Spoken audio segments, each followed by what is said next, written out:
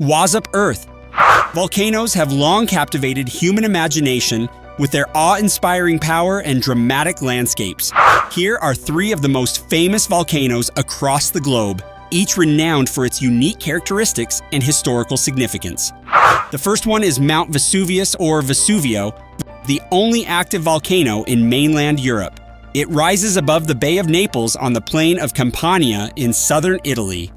The height of the cone in 2013 was 4,203 feet or 1,281 meters, but it varies considerably after each major eruption. At the summit of the cone is a large crater about 1,000 feet or about 305 meters deep and 2,000 feet or about 610 meters across.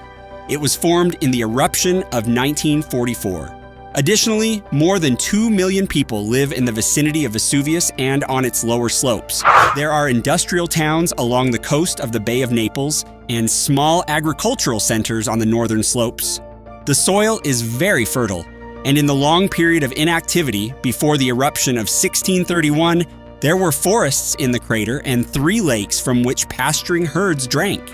The volcano has experienced 8 major eruptions in the last 17,000 years. The 7980 eruption is one of the most well-known ancient eruptions in the world and may have killed more than 16,000 people. The most recent eruption was in 1944 during World War II. After a long period of dormancy, it caused major problems for the newly arrived Allied forces in Italy when ash and rocks from the eruption destroyed planes and forced evacuations at a nearby airbase. Today, Vesuvius stands as a symbol of volcanic danger and archaeological wonder. The second one is Mount Kilauea. It is the world's most active volcanic mass, located on the southeastern part of the island of Hawaii, Hawaii State, US. The central feature of Hawaii Volcanoes National Park, Kilauea, or much spreading in Hawaiian, is an elongated dome built of lava eruptions from a central crater and from lines of craters extending along east and southwest rifts or fissures.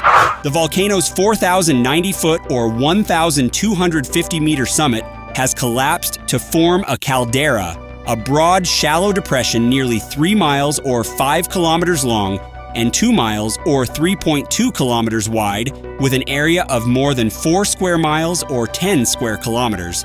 One of the eruptions took place in 1955 in the East Rift that was accompanied by a series of violent quakes. It was considered as one of the most destructive in the island's history, with lava pouring from fissures over a period of 88 days, destroying more than 6 square miles or 15 square kilometers of valuable sugarcane fields and orchards. In a series of eruptions that began in 1983 and continued into the early 21st century, Kilauea produced a river of flowing lava that reached the sea 10 miles or 16 kilometers south of the volcano.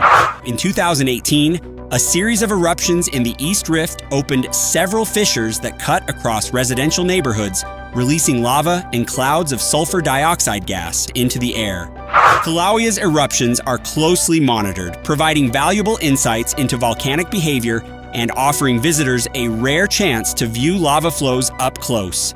And the third is Mount Krakatoa, or Krakatau, a volcano on Rakata Island in the Sunda Strait between Java and Sumatra, Indonesia. It lies along the convergence of the Indian, Australian, and Eurasian tectonic plates, a zone of high volcanic and seismic activity. From its base, 1,000 feet or 300 meters below sea level, the cone projected about 6,000 feet or 1,800 meters above the sea. Later, possibly in 416 CE, the mountain's top was destroyed, forming a caldera or bowl-shaped depression, 4 miles or 6 kilometers across. Its explosive eruption in 1883 was one of the most catastrophic in history. Its explosions were heard in Australia, Ceylon, now Sri Lanka, and the Philippines, and large quantities of ash fell over an area of some 300,000 square miles, or 800,000 square kilometers. It caused a tidal wave 120 feet or 36 meters high that killed 36,000 people in Java and Sumatra. Krakatoa was quiet until December 1927, when a new eruption began on the seafloor along the same line as the previous cones. In early 1928, a rising cone reached sea level, and by 1930, it had become a small island called Anak Krakatau, or Child of Krakatoa. The volcano has been active sporadically since that time, and the cone has continued to grow to an elevation of about 1,000 feet, or 300 meters above the sea. The dramatic events surrounding Krakatoa have made it a subject of scientific study and popular fascination. Thank you for watching. God bless.